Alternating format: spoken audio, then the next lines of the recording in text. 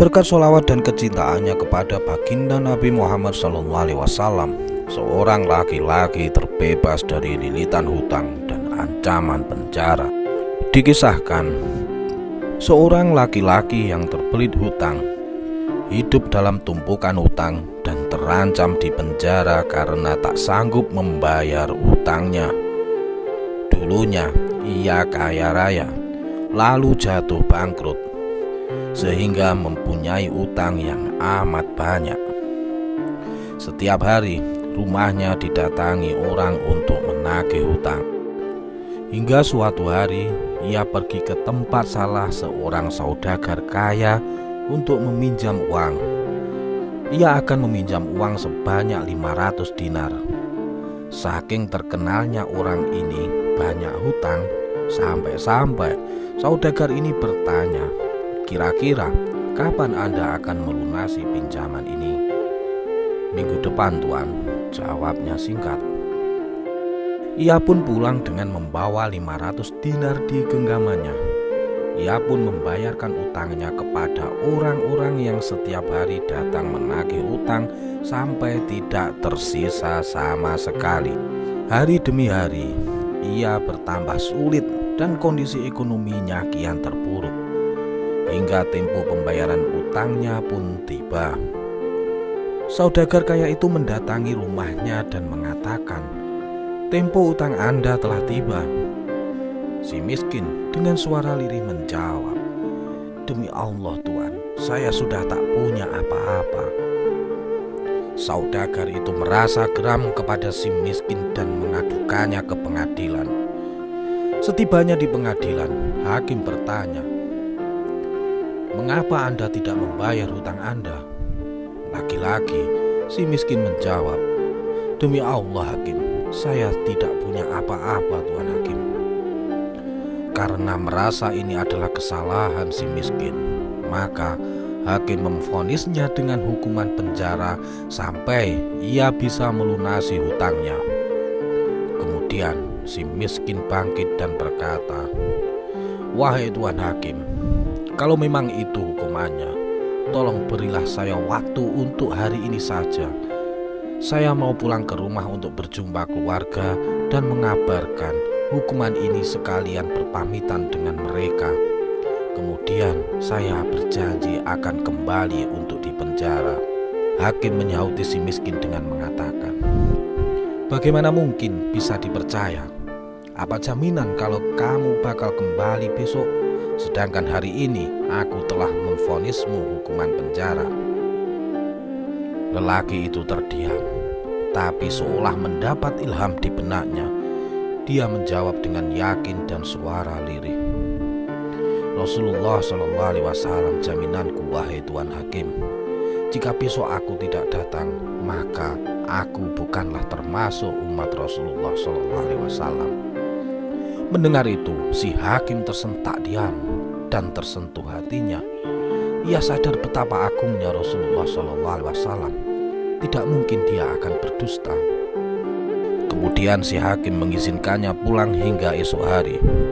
Sesampainya di rumah, dia mengabarkan kondisinya kepada istrinya bahwa besok dia akan dipenjara.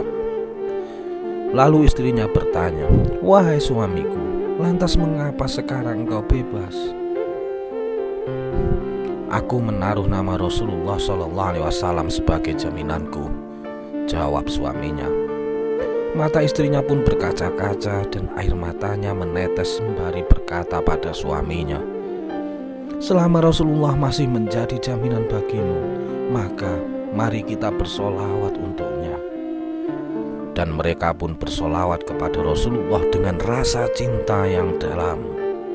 Sampai akhirnya mereka tertidur. Dalam tidurnya, laki-laki itu bermimpi melihat Rasulullah SAW memanggilnya, "Hai Fulan, jika besok telah terbit fajar, maka pergilah ke tempat ulama Fulan dan sampaikan kepadanya bahwa aku menitipkan salam untuknya. Dan suruhlah ia agar menyelesaikan utang-utangmu. Jika ulama itu tidak percaya, sampaikan 2 bukti ini." Kemudian si miskin itu bertanya, "Apa 2 bukti itu wahai Rasulullah?" Rasulullah SAW berkata, "Katakan padanya bahwa di malam pertama ia sudah membaca sholawat untukku 1000 kali, dan di malam terakhir dia ragu dalam jumlah bilangan sholawat yang dibacanya. Sampaikan padanya bahwa ia telah menyempurnakan bilangan sholawatnya." Seketika lelaki miskin ini terbangun, dan pada pagi harinya ia pergi menuju ulama fulan dan berjumpa dengannya. Tanpa buang waktu, si miskin menyampaikan apa yang dialaminya dalam mimpinya. "Wahai Tuhan, Rasulullah SAW telah menitipkan salam untuk Anda dan meminta Anda agar menyelesaikan utang-utangku." Sang ulama bertanya, "Apa bisa dipercaya kebenaran mimpimu itu, wahai fulan?"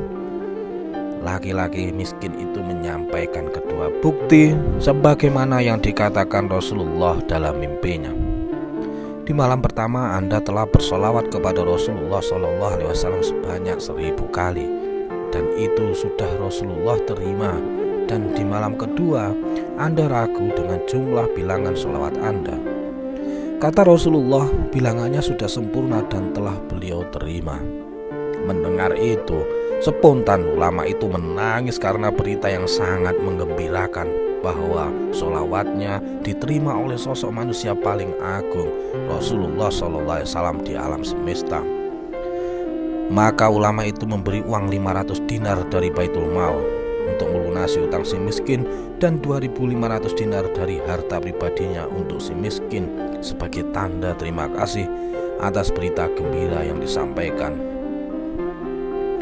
Tidak berapa lama kemudian, si miskin bergegas pergi ke hakim untuk menyelesaikan perkaranya.